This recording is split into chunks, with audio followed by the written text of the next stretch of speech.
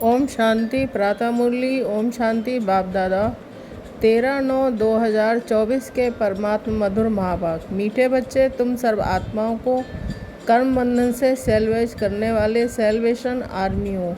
तुम्हें कर्म बंधन में नहीं फंसना है। प्रश्न है, कौन सी प्रैक्टिस करते रहो तो आत्मा बहुत बहुत शक्तिशाली बन जाएगी। उत्तर, जब भी समय मिले तो शरीर से डिटैच होने की प्रैक्टिस करो। डिटैच होने से आत्मा में शक्ति वापस आएगी, उसमें बल भरेगा। तुम अंडरग्राउंड मिलिट्री हो, तुम्हें डायरेक्शन मिलता है। अटेंशन प्लीज, अर्थात एक बाप की याद में रहो, अशरीरी हो जाओ। ओम शांति। ओम शांति का अर्थ तो बाप ने अच्छी रीति समझाया है। जहाँ मिलिट्री खड़ी होती है वह फिर कहते हैं अटेंशन। उन लोगों का अटेंशन माना साइलेंस। यहाँ भी तुमको बाप कहते हैं अटेंशन, अर्थात एक बाप की याद में रहो। मुख से बोलना होता है, नहीं तो वास्तव में बोलने से भी दूर होना चाहिए। अटेंशन बाप की याद में हो, बाप का डायरेक्शन अथवा श्रीमत मिलती है। तुमने आत्मा को भी पहचाना है, बाप को भी पहचाना है, तो बाप को याद करने बगैर तुम विक्रमाजीत अथवा सतो प्रधान पवित्र नहीं बन सकते हो। मूल बात ही ये है। बाप कहते हैं कि मीठे मीठे लाडले बच्चों, अपने को आत्मा समझ बाप को याद करो। ये है सब इस समय की बातें जो फिर वह इस तरफ ले गए हैं। वह भी मिलिट्री है, तुम भी मिलिट्री हो। अंडरग्राउंड मिलिट्री भी होती है ना, गुम हो जाते हैं। तुम भी अंडरग्राउंड हो, तुम भी गुम हो जाते, अर्थात बाप की याद में लीन हो जाते हो। इसको कहा जाता है अंडरग्राउंड। कोई पहचान ना सके क्योंकि तुम गुप्त हो ना। तुम्हारी याद की यात्रा गुप्त है। सिर्फ बाप कहते हैं मुझे याद करो, क्योंकि बाप जानते हैं याद से इन विचारों का कल्याण होगा। अब तुमको विचारा कहेंगे ना, स्वर्ग में विचारे होते नहीं हैं। विचारे उनको कहा जाता है जो कहाँ बंधन में फंसे रहते हैं। ये भी तुम समझते हो। बाप ने समझाया है। तुमको लाइट हाउस भी कहा जाता है, बाप को भी लाइट हाउस कहा जाता है। बाप घड़ी घड़ी समझाते हैं, एक आँख में शांति धाम, दूसरी आँख में सुख धाम रखो। तुम जैसे लाइट हाउस हो, उठते बैठते चलते फिरते तुम लाइट होकर रहो। सबको सुखधाम शांति धाम का रास्ता बताते रहो। इस दुखधाम में सबकी नैया अटक पड़ी है, तब तो कहते हैं नैया मेरी पार लगाओ। हे माँ जी, सबकी नैया फंसी पड़ी है, उनको सेल्वेज कौन करे। वह कोई सेल्वेशन आर्मी तो है नहीं, ऐसे ही नाम रख दिया है। वास्तव में सेल्वेशन आर्मी तो तुम हो, जो हर एक को सेल्वेज करते हो। सब 5 विकारों की जंजीरों में अटक पड़े हैं, इसलिए कहते हैं हमको लिबरेट करो, सेल्वेज करो। तो बाप कहते हैं कि इस याद की यात्रा से तुम पार हो जाएंगे। अभी तो सब फंसे हुए हैं। बाप को बागवान भी कहते हैं। इस समय की ही सभी बातें हैं। तुमको फूल बनना है। अभी तो सब कांटे हैं क्योंकि हिंसक हैं। अभी अहिंसक बनना है, पावन बनना है। जो धर्म स्थापन करने आते हैं वह तो पवित्र आत्माएं ही आती हैं, वह तो अपवित्र हो ना सके। पहले पहले जब आते हैं तो पवित्र होने के कारण उनकी आत्मा व शरीर को दुख मिल ना सके, क्योंकि उन पर कोई पाप है नहीं। हम जब पवित्र हैं तो कोई पाप नहीं होता है, तो दूसरों का भी नहीं होता है। हर एक बात पर विचार करना होता है। वहाँ से आत्माएं आती हैं धर्म स्थापन करने, जिनकी फिर डायनेस्टी भी चलती है। सिख धर्म की भी डायनेस्टी है, सन्यासियों की भी डायनेस्टी थोड़ी ही चलती है। राजाएं थोड़े ही बने हैं। सिख धर्म में महाराजा आदि हैं, तो वह जब आते हैं स्थापना करने तो वह नई आत्मा आती है। क्राइस्ट ने आकर क्रिश्चियन धर्म स्थापन किया, बुद्ध ने बौद्ध, इब्राहिम ने इस्लाम, सबके नाम से राशि मिलती है। देवी देवता धर्म का नाम नहीं मिलता। निराकार बाप ही आकर देवी देवता धर्म की स्थापना करते हैं। वह देहधारी नहीं है, और जो धर्म स्थापक हैं उनकी देह के नाम हैं।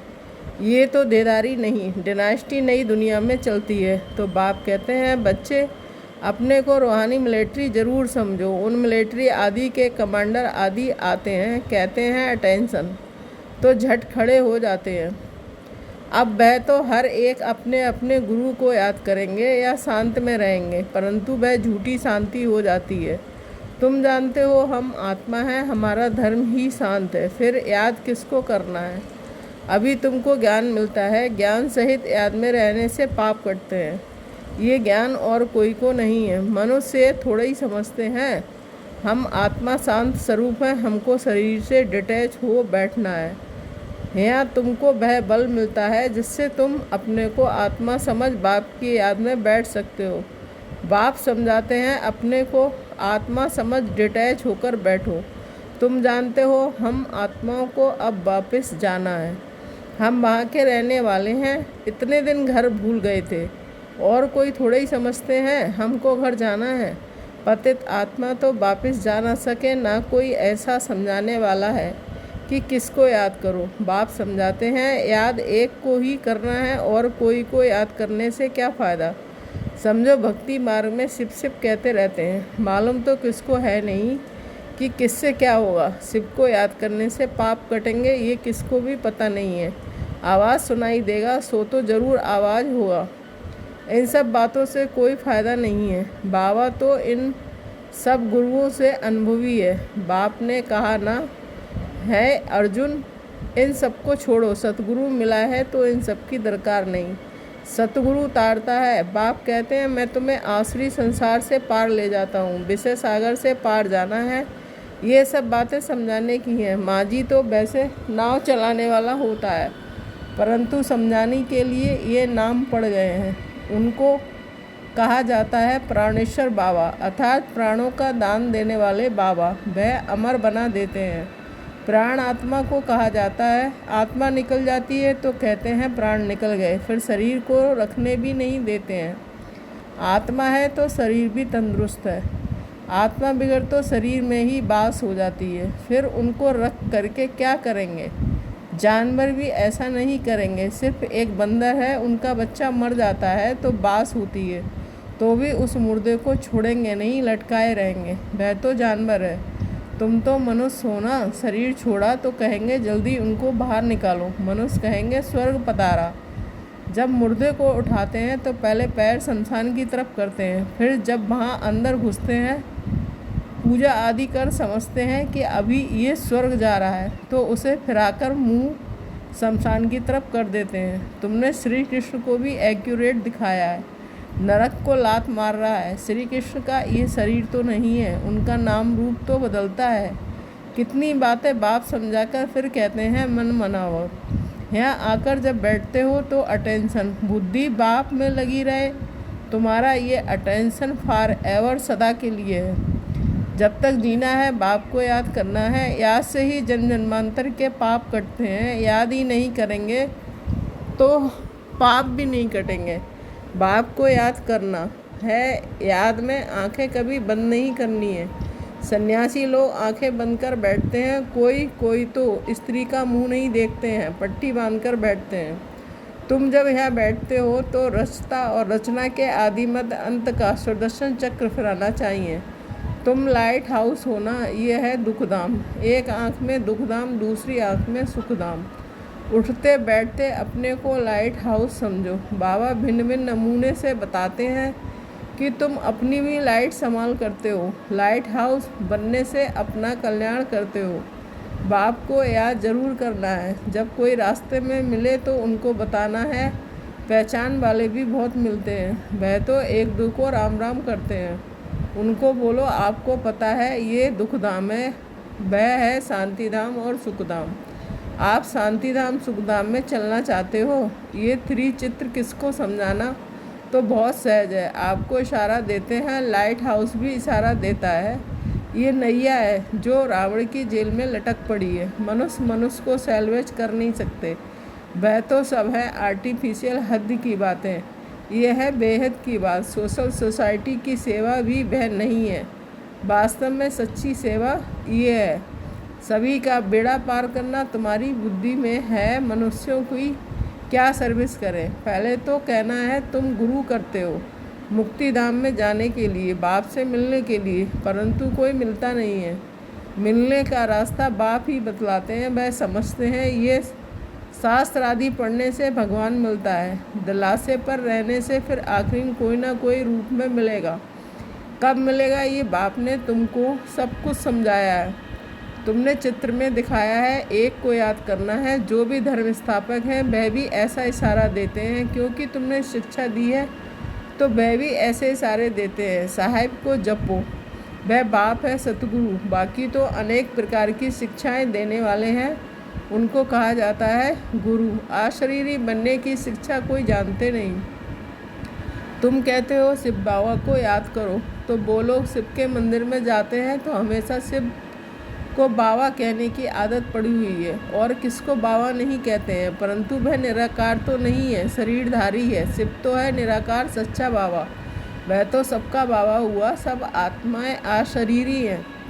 तुम बच्चे यहाँ जब बैठते हो तो इस धुन में बैठे हो। तुम जानते हो कि हम कैसे फंसे हुए थे, अब बाबा ने आकर रास्ता बताया है।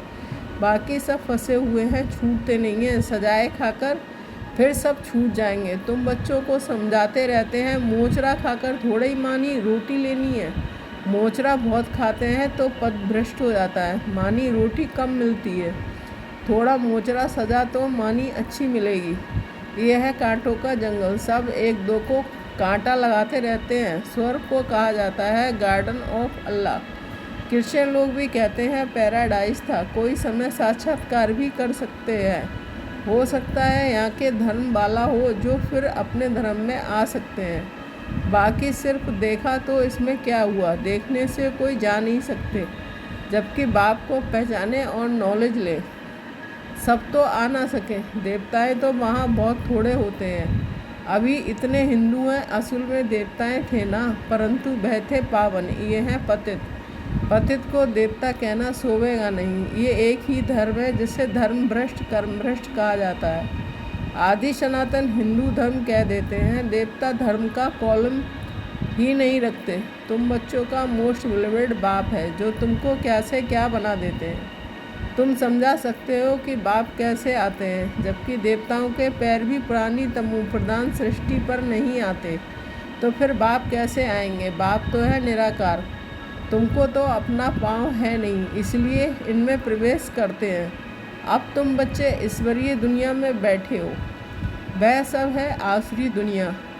ये बहुत छोटा संगम युग है। तुम समझते हो हम ना देवी संसार में हैं ना आसुरी संसार में हैं, हम ईश्वरीय संसार में हैं। बाप आए हैं हमको घर ले जाने के लिए। बाप कहते हैं कि मेरा घर है, तुम्हारे खातिर मैं अपना घर छोड़कर आता हूँ। भारत सुखधाम बन जाता है, फिर मैं थोड़े ही आता हूँ। मैं विश्व का मालिक नहीं बनता हूँ, तुम बनते हो। हम ब्रह्मांड के मालिक हैं, ब्रह्मांड में सब आते हैं। अभी भी वहाँ मालिक बन बैठे हैं जिनको बाकी आना है, परंतु वे आकर विश्व का मालिक नहीं बनते। समझाते तो बहुत हैं। कोई स्टूडेंट बहुत अच्छे होते हैं तो स्कॉलरशिप ले लेते हैं, वंडर है। यहाँ कहते भी हैं कि हम पवित्र बनेंगे, फिर जाकर पतित बन जाते हैं। ऐसे ऐसे कच्चों को नहीं ले आओ। ब्राह्मणी का काम है जांच कर लाना। तुम जानते हो कि आत्मा ही शरीर धारण कर पाठ बजाती है, उनको अविनाशी पाठ मिला हुआ है। अच्छा मीठे मीठे सिकीले बच्चों के प्रति माता पिता बाप दादा का याद प्यार और गुड मॉर्निंग। रूहानी बाप की रूहानी बच्चों को नमस्ते। हम रूहानी बच्चों की रूहानी माता पिता बाप दादा को याद प्यार गुड मॉर्निंग नमस्ते नमस्ते। शुक्रिया बाबा शुक्रिया। धारणा के लिए मुख्य सार 1 पॉइंट। लाइट हाउस बन सबको शांतिधाम सुखधाम का रास्ता बताना है। सबकी नैया को दुखधाम से निकालने की सेवा करनी है, अपना भी कल्याण करना है। 2, अपने शांत स्वरूप स्थिति में स्थित हो शरीर से डिटैच होने का अभ्यास करना है। याद में आंखें खोलकर बैठना है। बुद्धि से रचता और रचना का सिमरण करना है। वरदान, अपने संकल्पों को शुद्ध ज्ञान स्वरूप और शक्ति स्वरूप बनाने वाले संपूर्ण पवित्र भव। स्पष्टीकरण, बाप समान बनने के लिए पवित्रता का फाउंडेशन पक्का करो। फाउंडेशन में ब्रह्मचर्य व्रत धारण करना, ये तो कॉमन बात है, सिर्फ इसमें खुश नहीं हो जाओ। दृष्टि वृत्ति की पवित्रता की ओर भी अंडरलाइन करो। साथ ही साथ अपने संकल्पों को शुद्ध ज्ञान स्वरूप शक्ति स्वरूप बनाओ। संकल्प में अभी बहुत कमजोरी है, इस कमजोरी को भी समाप्त करो, तब कहेंगे संपूर्ण पवित्र आत्मा। स्लोगन, दृष्टि में सबके प्रति रहम और शुभ भावना हो तो अभिमान व अपमान का अंश भी नहीं आ सकता। Om Shanti. Thank you Baba.